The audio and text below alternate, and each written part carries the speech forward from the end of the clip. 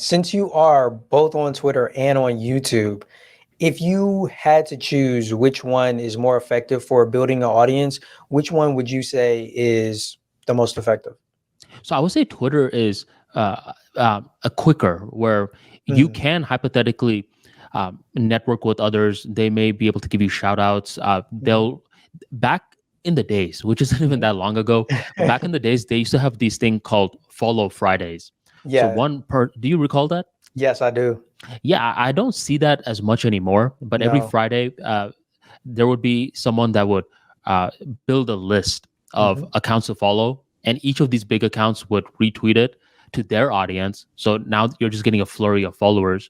Yeah. People don't do that as much anymore, but I would still say that Twitter is um, it's a very quick way to start content creation because Hmm. there's not that many variables. You just need your phone, and that's it. While with YouTube, over time, there's going to be more variables that you need, like Hmm. some lighting, a Yeah. mic, a camera.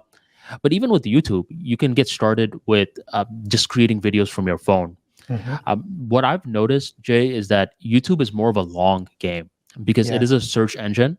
Hmm. So videos that you did, like let's say 2 to 3 years ago, Hmm. it probably didn't seem like much 2 to 3 years ago.